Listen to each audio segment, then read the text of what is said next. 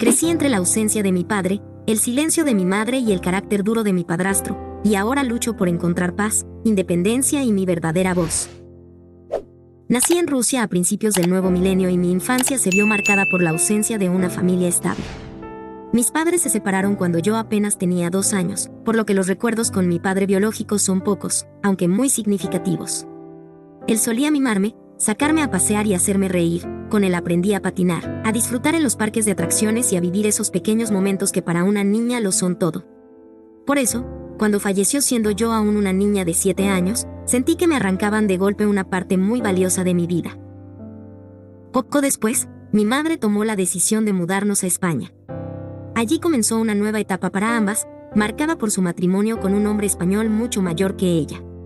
Desde el principio me pareció extraño, no tanto por lo que hacía, sino por la gran diferencia de edad que lo hacía ver como alguien fuera de lugar junto a mi madre, que aún conservaba juventud y belleza.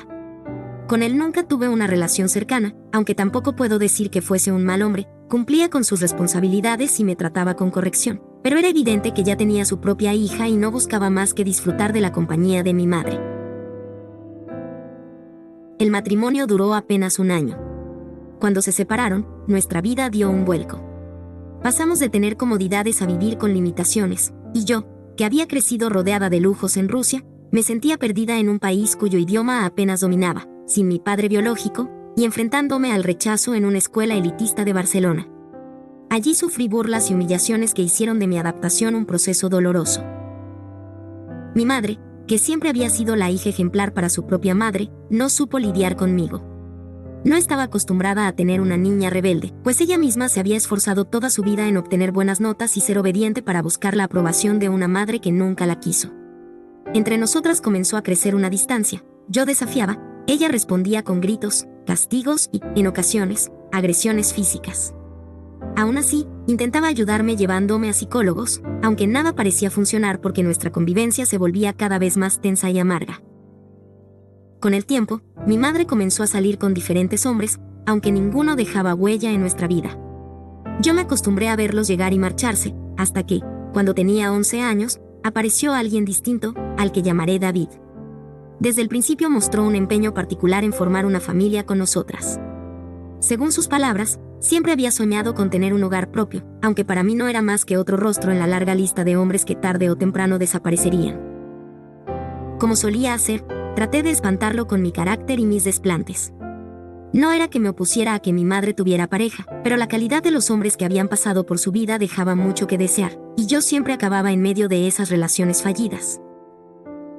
Más de una vez le pedí a mi madre que dejara de buscar, que intentara ser feliz solo conmigo. Ella, sin embargo, me respondió con firmeza que no podía ser feliz sin un hombre a su lado. David, a diferencia de los anteriores, no tardó en adueñarse del espacio familiar.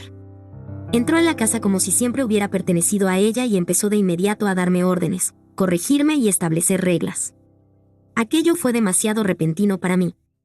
Lo veía como un simple novio de mi madre y de pronto se comportaba como si fuese mi padre. Yo no estaba preparada para esa figura autoritaria que surgió de un día para otro. De aquella época mis recuerdos son borrosos, pero lo que quedó grabado es la forma en que él se convirtió en un controlador. Mis travesuras de niña, escaparme de alguna clase de arte para jugar con mi amiga, sacar malas notas, inventar excusas ingenuas para evitar castigos o simplemente no hacer la tarea, fueron vistas por ellos como señales de que era una hija problemática. A mí no me parecían cosas graves, teniendo en cuenta la situación de inestabilidad en la que vivíamos, pero ellos me hicieron sentir que arruinaba sus vidas. Lo más doloroso fue la manera en que mi relación con mi madre se deterioró aún más. Entre nosotras existía una mezcla de amor y resentimiento. Yo le decía cosas hirientes cuando me sentía incomprendida, y ella respondía sin saber cómo manejar ese torbellino. Nunca aprendimos a hablar de lo que sentíamos, y esa falta de comunicación nos fue separando cada vez más. La presencia de David en mi vida se volvió cada vez más asfixiante. Su necesidad de control llegaba a límites que me parecían exagerados. Recuerdo una ocasión en la que llegué con 15 minutos de retraso después de haberme quedado conversando con una amiga. Al darle la excusa de que el tren se había detenido, no solo no me creyó, sino que llamó directamente a la compañía del metro para verificarlo. Cuando descubrió que era mentira, me castigó severamente y me hizo sentir como si mi pequeño error fuese una traición imperdonable. Sus palabras eran duras, muchas veces cargadas de insultos, y en más de una ocasión me alzó la mano delante de mi madre, que lejos de defenderme, lo justificaba. Para ella, esa dureza era necesaria para que yo aprendiera. Poco después, decidieron casarse, y con la boda vino algo que me impactó profundamente. David inició los trámites para adoptarme legalmente. Yo no quería aquello, no lo sentía como un padre, pero él insistía en convertir nuestra relación en un vínculo formal. En ese tiempo, yo me sentía obligada a participar en un espectáculo de familia feliz. Tenía que darle besos de buenas noches, mostrar afecto y comportarme como la hija que él quería ver. No es que fueran gestos malos en sí, pero cuando se hacen bajo presión, pierden todo sentido. No había ternura genuina, solo la obligación de cumplir un papel que no me correspondía. Con la adolescencia, mis ansias de libertad crecieron. Empecé a experimentar la necesidad de tener un espacio propio y de vivir mis emociones lejos del control de David. Como suele ocurrir, llegó un chico a mi vida. Lo llamaré Juan. Yo tenía 15 años y él era mucho mayor, algo que ahora sé que fue un gran error. En aquel entonces, sin embargo, mi autoestima estaba por los suelos. Juan fue la primera persona que me prestó atención de verdad, y me aferré a esa mínima muestra de cariño como si fuera lo único que me quedaba. La relación era desigual y él se aprovechó de mi inexperiencia, manipulándome a su antojo. Mientras tanto, en casa, el ambiente seguía siendo inestable. David descargaba su frustración conmigo y con mi madre a través de palabras duras y exigencias imposibles de cumplir. Mis calificaciones se convirtieron en la medida de mi valor. Cuando obtenía buenas notas, el trato era amable, pero si fallaba, me hacían sentir como la peor persona. A todo esto se sumaba el acoso escolar, que seguía presente y me hacía sentir que no pertenecía a ningún lugar. La relación con Juan se mantuvo en secreto durante un tiempo, porque yo sabía que si David se enteraba se entrometería de inmediato. Pero no tardó en sospechar. Una tarde, al insistir en llevarme en coche a lo que él pensaba era un encuentro con amigas, me vi acorralada y terminé confesando que iba a ver a Juan. No hubo gritos en ese momento, pero desde entonces sentí que mis movimientos estaban bajo constante vigilancia. Con el paso de los meses, la relación con Juan comenzó a desgastarse. Su manipulación, sus engaños y mi dependencia emocional formaban un círculo doloroso del que no podía salir. Mi familia lo notó, pero en lugar de apoyarme, se dedicaron a señalar lo mal que estaba todo y a intentar separarnos por la fuerza. Eso solo consiguió el efecto contrario.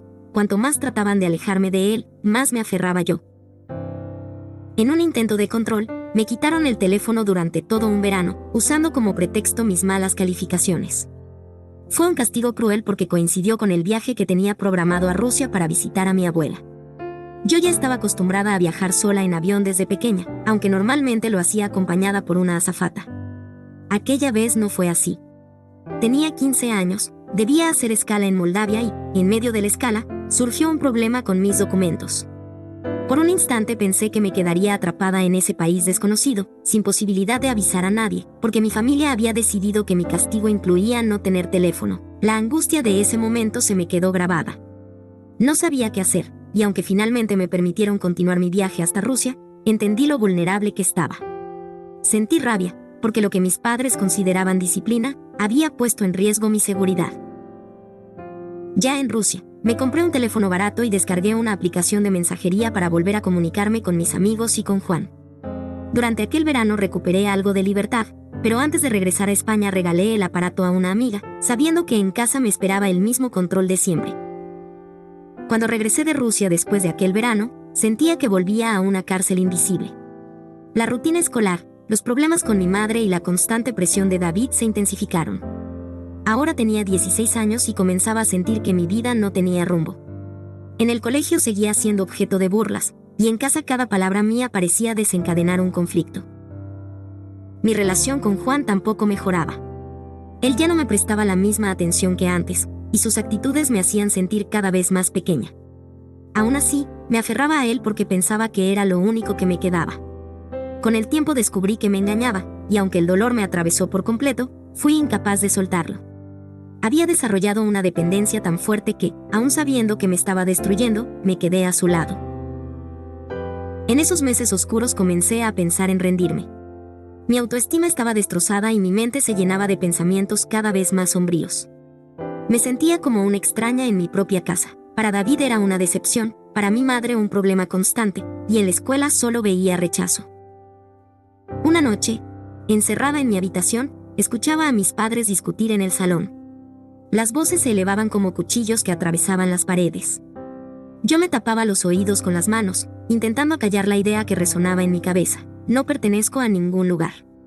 El silencio posterior se volvió aún más insoportable. Lo único que me mantenía en pie era la esperanza de escapar. Fantaseaba con la idea de irme a vivir con Juan. Sabía que no sería un futuro brillante, pero en ese momento me parecía mejor que seguir encerrada en un entorno donde me sentía rechazada.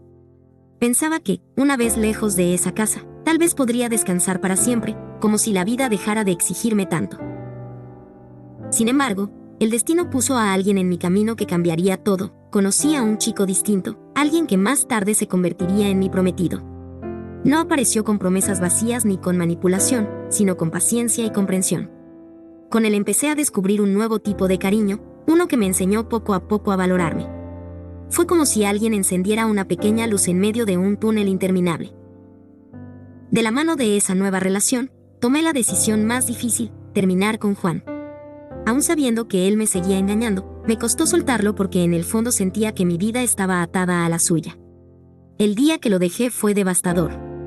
Recuerdo llamar a mi madre entre lágrimas para que viniera a recogerme de su casa. Cuando me subí al coche, mi cuerpo temblaba, rota por dentro. Mi madre me miró de reojo, y en lugar de abrazarme, suspiró con cansancio, como si mi dolor fuese un fastidio más en su vida. Al llegar a casa, lo que esperaba como un refugio se convirtió en otra herida. Nadie me ofreció apoyo, nadie me consoló. Al contrario, se burlaron de mí, me llamaron ingenua y fracasada. David incluso me dejó de hablar durante un mes entero, tratándome como si hubiera cometido un crimen imperdonable. Yo no entendía qué podía haber hecho tan mal. Recordaba que me había dado algo de dinero cuando me fui con Juan y que lo gasté en cosas básicas, como utensilios de cocina o comida. Pensé que quizá por eso estaba enojado, pero en mi mente seguía la pregunta: ¿acaso un padre no debería estar ahí para su hija, aunque se equivoque? Intenté devolverle ese dinero trabajando durante el verano. Me esforcé, guardé mis ahorros y quise entregárselos. Pero él no lo aceptó. No era una cuestión económica, pues tenía una buena posición. Era su manera de castigarme, de hacerme sentir culpable y de dejarme claro que, para él, yo había fallado de forma imperdonable. Esa etapa quedó grabada como una de las más solitarias de mi vida. No solo había perdido a Juan, sino que también confirmé que en mi casa no tenía un refugio. Caminaba por los pasillos de nuestra vivienda como una sombra, intentando pasar desapercibida, deseando que el tiempo corriera rápido y me diera la oportunidad de escapar de allí para siempre. El tiempo siguió avanzando y con él llegaron nuevos problemas. Corría el año en que yo ya estaba cerca de terminar mis estudios de secundaria cuando la vida en casa se volvió insostenible. La empresa de David comenzó a tener pérdidas, y la estabilidad económica que siempre había sostenido nuestro hogar se desmoronó poco a poco. Ese cambio lo transformó en otra persona, más irritable, más agresivo en sus palabras y mucho más intolerante. Las discusiones se convirtieron en parte del día a día. Bastaba con una mirada, un gesto o incluso un silencio para que él explotara. Recuerdo una tarde en particular, mi madre se estaba mirando al espejo mientras David le hablaba. Para cualquiera habría sido un acto insignificante, pero él lo interpretó como una falta de respeto tan grave que le gritó hasta hacerla llorar. Yo, desde mi habitación, lo escuchaba con el corazón en un puño, preguntándome cómo algo tan trivial podía desatar tanto odio.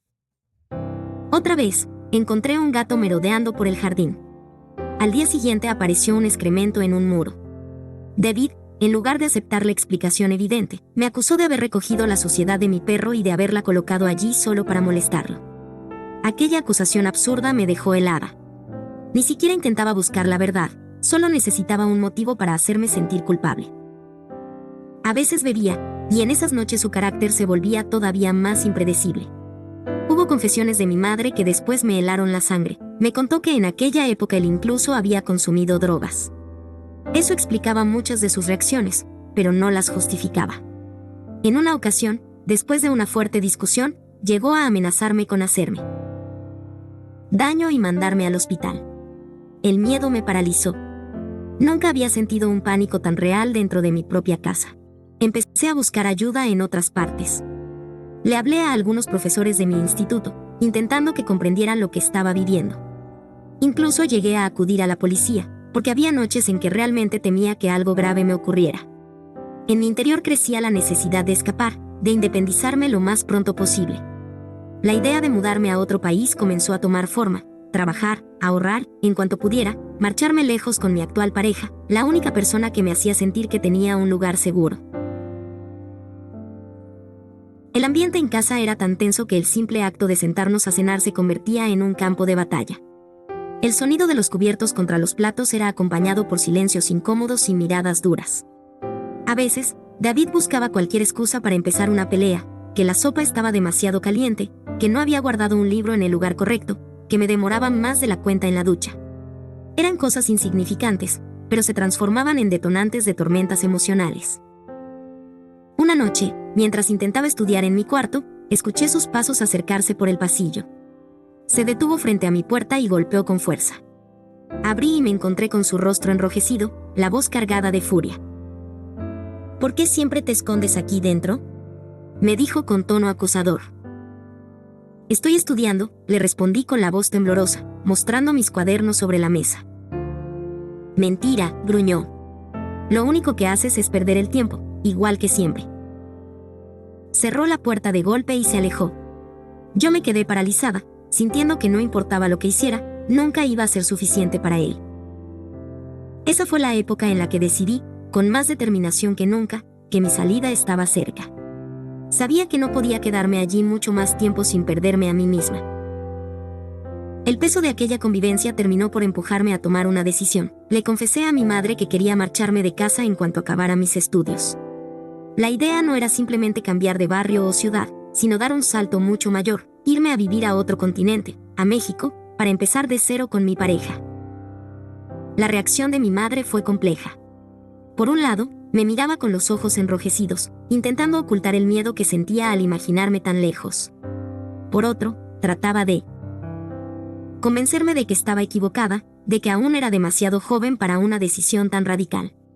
Una noche, mientras lavaba los platos en silencio, me dijo sin mirarme: no entiendo cómo puedes pensar en irte tan lejos. Eres mi hija. ¿No piensas en lo que me dolería perderte? Yo, con la voz quebrada, le respondí desde el marco de la cocina. ¿Y tú has pensado en lo que me duele vivir aquí todos los días? Ese intercambio marcó un antes y un después. Ella, sintiéndose desbordada, buscó ayuda profesional. Nos llevó a sesiones con una psicóloga familiar y trató de convencer a David para que también asistiera. Al principio, aquello fue un pequeño alivio. Durante las sesiones, las conversaciones eran más contenidas, como si las paredes de aquel consultorio obligaran a la calma.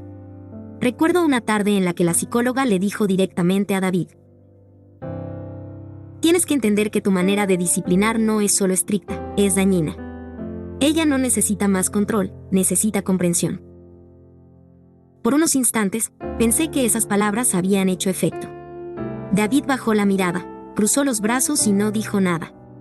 Durante un par de semanas, la tensión en casa disminuyó. Las discusiones eran menos frecuentes y hasta logré reír un par de veces en compañía de mi madre. Pero esa tregua fue breve. Cuando David se enteró de que mi plan era irme a México en cuanto terminara mis estudios, todo se derrumbó de nuevo. Sintió que aquello era una traición, una afrenta personal. Comenzó a victimizarse ante sus propios padres, diciéndoles que yo no lo quería, que era una mala hija y que manipulaba a mi madre en su contra. Las llamadas telefónicas con sus padres se volvieron tormentosas.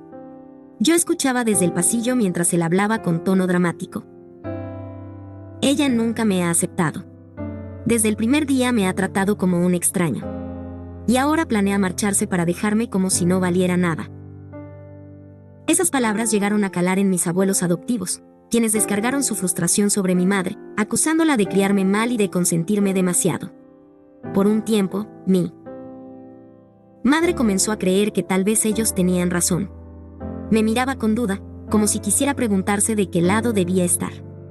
Fue la psicóloga quien, en una de las sesiones, logró detener esa espiral, asegurándole que, pese a todo, yo sí la quería, aunque nuestra relación estuviera rota en muchos lugares. Lo más duro vino días después, cuando me quedé sola en casa con David.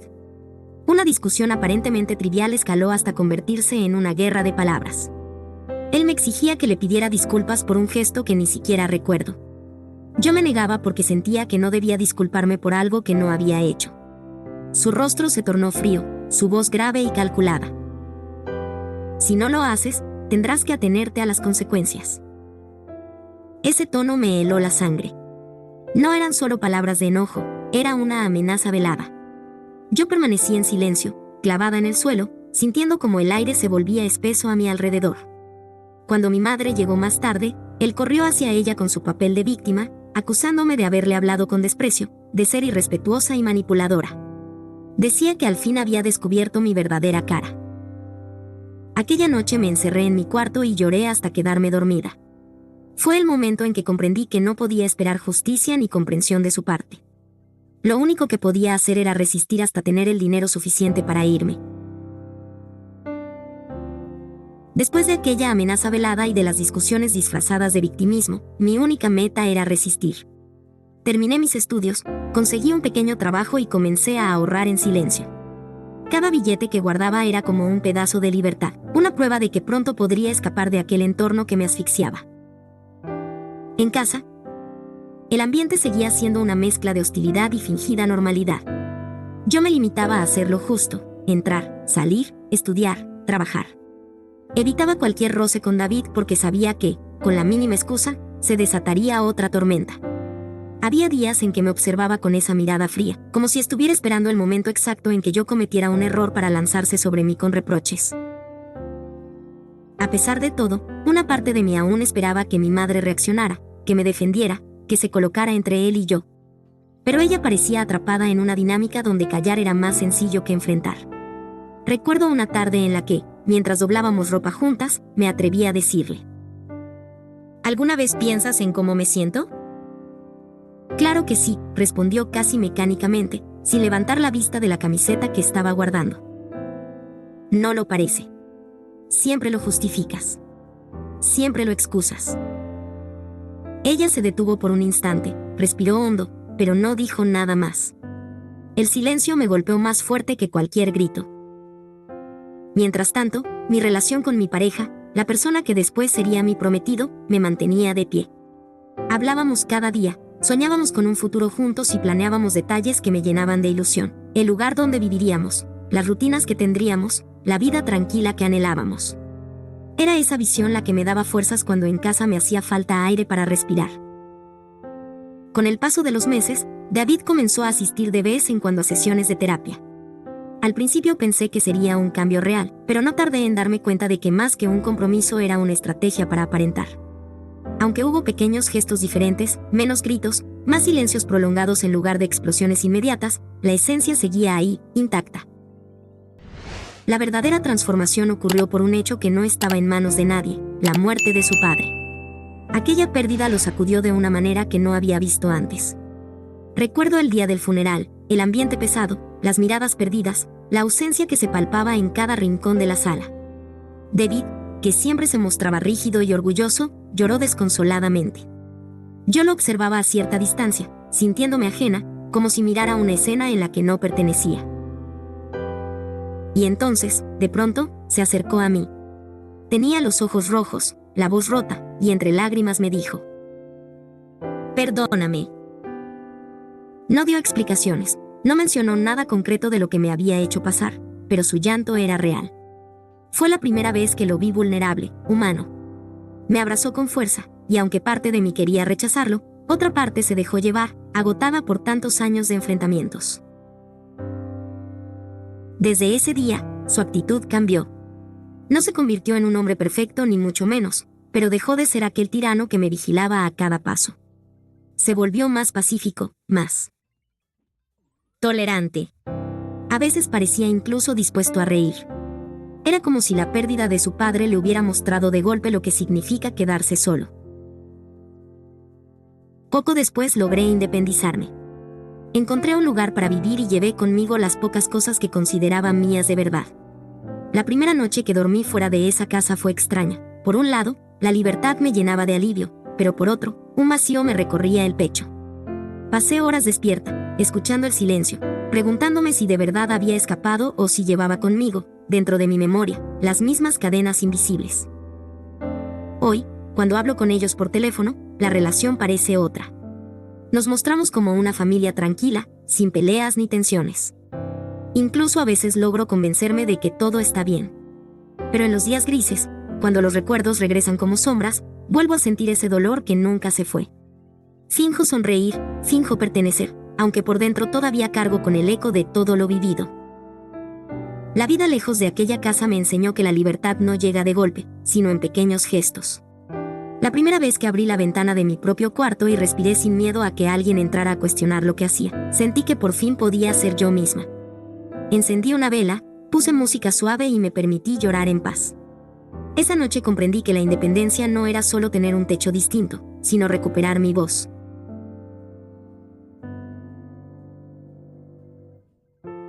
Con el tiempo, el contacto con mi madre se volvió más sereno. Nos llamábamos de vez en cuando, compartíamos noticias simples, como me iba en el trabajo, que había cocinado ella ese día, pequeños detalles que antes se perdían en medio de las discusiones. Había momentos en los que casi lograba olvidar los años de dolor, como si aquella calma fuera la nueva normalidad. Pero bastaba con un recuerdo, una palabra mal dicha, para que la herida se abriera de nuevo. En una de esas llamadas, mi madre me dijo con un tono dulce, casi esperanzado: ojalá un día vengas a comer con nosotros, como antes. Ya no hay peleas, todo es diferente ahora. Guardé silencio unos segundos antes de responder. Quizás, algún día. No quería herirla, pero tampoco podía fingir que todo estaba olvidado. Sabía que para ella el presente importaba más que el pasado, mientras que para mí el pasado aún dictaba mi manera de mirar el presente. David, sorprendentemente, comenzó a mostrarse más amable conmigo. Hubo una ocasión en la que me ayudó a arreglar un desperfecto en mi departamento. Llegó con herramientas en mano, sin la mirada crítica de siempre, y por primera vez lo vi como a un hombre común, no como la figura opresiva de mi adolescencia. Al terminar, me dijo con una sonrisa tímida: nunca fui bueno demostrando lo que sentía, pero lo intenté a mi manera. No supe qué contestar. Quise decirle que su manera me había dejado cicatrices profundas, que durante años sentí miedo más que cariño, pero las palabras se quedaron atrapadas en mi garganta. Solo asentí, como si ese gesto fuera suficiente para cerrar un capítulo que aún ardía en mí. Poco a poco me fui adaptando a mi nueva vida. Empecé a trabajar más horas, a ahorrar para cumplir ese viejo plan de mudarme a otro país junto a mi pareja. En las noches, mientras caminaba de regreso a casa, pensaba en todo lo que había vivido y en lo mucho que había cambiado. Había aprendido a reconocer la manipulación, a detectar cuando alguien trataba de controlar mis pasos. También había aprendido a valorar lo simple, un café tranquilo, una llamada sincera, una conversación sin gritos. Pero, al mismo tiempo, la nostalgia me perseguía. Recordaba a mi padre biológico y me preguntaba qué habría sido de mí si él hubiera estado presente. A veces, mientras miraba fotografías antiguas, imaginaba un futuro alterno en el que las cosas hubieran sido diferentes, en el que mi infancia hubiera estado marcada por risas y no por silencios tensos. La dualidad era constante. Por un lado, el alivio de estar lejos; por otro, el peso de todo lo que viví y que nunca podría borrar. Esa mezcla me obligaba a mostrar una sonrisa en público, pero en privado, muchas noches, las lágrimas seguían acompañándome. No lágrimas de debilidad, sino de memoria, de todo lo que aún dolía recordar. Con los años aprendí que la vida no siempre concede la reparación que uno espera. Nunca recibí de David una disculpa completa, nunca escuché de mi madre una defensa abierta en mi favor. Y, sin embargo, había llegado un punto en el que ya no buscaba esas palabras. Descubrí que el verdadero alivio no estaba en lo que otros podían darme, sino en lo que yo era capaz de construir lejos de ellos. A veces, cuando visito la casa donde crecí, me invade una extraña sensación de familiaridad mezclada con desarraigo.